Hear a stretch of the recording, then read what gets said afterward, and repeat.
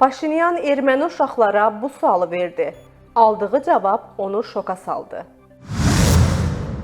Xəzər dənizi ilə bağlı şok iddia. İran orada nələr edir? Paşinyan səfərbərliyə start verdi. 2 ay sonra yürüş olacaq. İrana yeni hücum planı ortaya çıxdı. Sərhədlərimizdə böyük müharibə. Rusiyadan xəbərdarlıq gəldi. 2 ay ərzində böyük müharibə başlaya bilər. Ermənistan baş naziri Nikol Paşinyanı təəccübləndirən hadisə diqqət çəkib. Global Info xəbər verir ki, o informasiya texnologiyaları sahəsinin nümayəndələri ilə görüşündə bir xatirəsindən söz açıb. Berd icmasının Çoratan kəndinə getmişdim. Qeyri-rəsmi şəkildə yanımıza yaxınlaşdılar. Dedilər ki, burada görkəmli məkanlar var. Girin baxın. Orada uşaqlar gəlib öz çəkdikləri rəsmləri göstərdilər. Soruşuram ki, nə çəkmisən? Biri deyir ki, Masis dağı, yəni Ağrı dağı. Başqası Soyqırım abidəsi. O anda pəncərədən baxdım. Qarşıda möhtəşəm dağlar, meşələr var. Sonra bir qrup ziyalını dəvət etdim və dedim ki, izah edə bilərsinizmi? Niyə bu uşaqlar ətraflarında gördükləri heyrətamiz təbiəti deyil, Ağrı dağını və ya Soyqırım abidəsini çəkirlər? Paşinyan qeyd edib.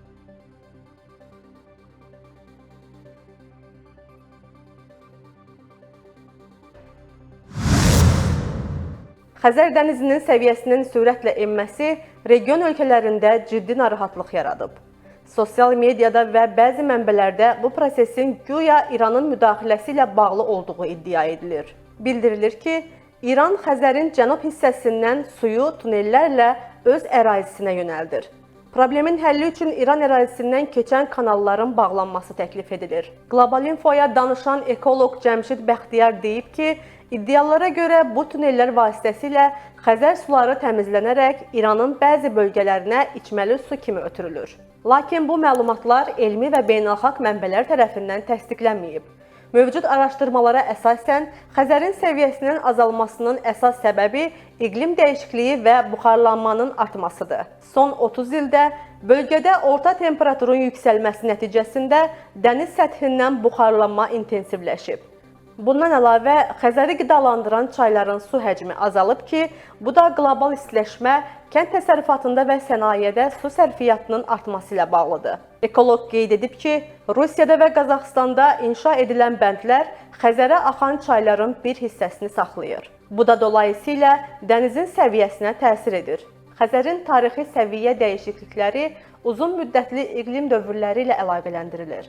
Buna görə də suyun azalmasını birbaşa Xəzərdən suyun oğurlanması kimi izah etmək elmi baxımdan əsaslı deyil.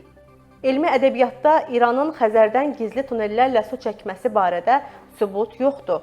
İran hökuməti əvvəllər İran Rut adlı layihə çərçivəsində Xəzər suyunun quraq bölgələrə ötürülməsini nəzərdən keçirsə də layihə icra olunmayıb. Hazırda yalnız duzsuzlaşdırma və məhdud miqyaslı su transferi planları mövcuddur.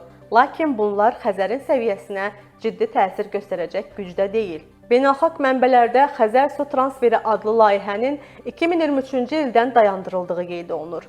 Bununla yanaşı, İranın şimal bölgələrində quraqlığın artması və yağıntının azalması ümumi su balansına mənfi təsir göstərir. Digər tərəfdən, Volqa çayının axınının azalması da Xəzərin səviyyəsinə əsaslı təsir edən amillərdəndir. Volqa çayı Xəzərin əsas qida mənbəyi sayılır və üzərində çoxsaylı bəndlərin olması su axınını azaldır. İran mətbuatında bəzən Rusiya tərəfinin Volqa çayının axınını qəsdən məhdudlaşdırdığına dair ithamlar da yer alır. Lakin bu kimi iddiaların da elmi və hüquqi əsasları yoxdur. Prezident İlham Əliyevin də qeyd etdiyi kimi, Xəzər dənizində səviyyə azalmasının əsas səbəbi iqlim dəyişiklikləri və çay axınlarının azalmasıdır. Bununla belə mövcud vəziyyətin daha dəqiq araşdırılması üçün beynəlxalq səviyyədə birgə tədqiqatlara ehtiyac var.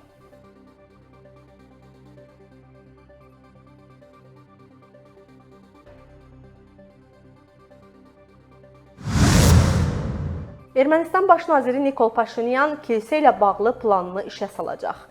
Bu barədə Ermənistan kütləvi informasiya vasitələri məlumat yayıb. Baş nazir Nikol Paşinyan bu ilin dekabr ayına qədər müqəddəs Eçmərdizin ana taxtına simvolik yürüş keçirmək niyyətindədir.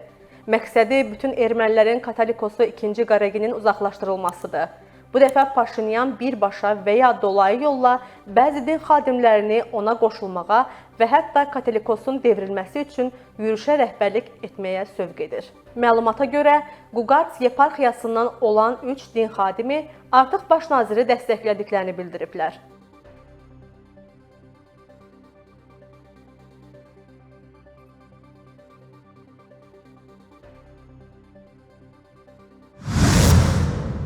İran ətrafında hərbi müdaxilə ssenariləri aktuallaşıb. ABŞ hərbi qüvvələrinə məxsus KC-135 Stratotanker və yeni nəsil KC-46 Pegasus tanker təyyarələrinin Qətərdəki Əl-Udeyd hərbi bazasına enməsi, ardınca İngiltərə hərbi hava qüvvələrinə məxsus birliklərin Yunan Kiprinə yerləşdirilməsi bu ssenarinin baş verməsi ehtimalını gücləndirir. Analitiklər 12 günlük müharibədən sonra İsrailin İrana növbəti müdaxiləsinin ABŞ və İngiltərənin birgə dəstəyi ilə baş verə biləcəyini hesab edirlər. Publika Az xəbər verir ki, baş verənlər fonunda yaxın şərq mərkəzli böyük müharibə riskləri aktuallaşıb. Ekspertlər qeyd edirlər ki, ABŞ Qəzzadakı müharibəyə son qoymaq, ardınca Rusiya, Çin və İranın təmsil olunduğu Avrasiya İttifaqına qarşı mübarizəni sürətləndirmək niyyətindədir. Ehtiyatda olan Türkiyəli general Dəniz Kutluk bildirib ki, ABŞ-ın hədəfi İranın nüvə proqramını əngəlləmək adı ilə Çin və Rusiyanın təbii ehtiyatlara girişinin qarşısını almaqdır. Onun fikrincə, Türkiyə bu proseslərdə maksimum ehtiyatlı olmalıdır. Beynəlxalq münasibətlər üzrə ekspert Hasan Köni qeyd edib ki, İran enerji mənbələri və raket arsenalına görə hədəfdədir. İranı zəiflətmək və ya rejimi dəyişdirmək, ABŞ-a Rusiyaya qarşı cənubdan cəbhə açmaq, eləcə də Çinin mühasirəyə alınması istiqamətində mühüm addım atmaq imkanı verəcək. İrana gözlənilən növbəti hərbi müdaxilənin 12 günlük döyüşlərdən fərqli olacağı istisna deyil. Çünki 12 günlük müharibədə istədiklərinə tam nail ola bilməyən ABŞ-İsrail cəbhəsi yeni hücumda həlledici zərbələr endirmək və məsələni bitirmək istəyir. Bu isə daha böyük müharibə riski yaradır. Baş verənlər Azərbaycanda da diqqətlə izlənilir. Çünki böyük müharibə sərhədlərimizdə baş verə bilər.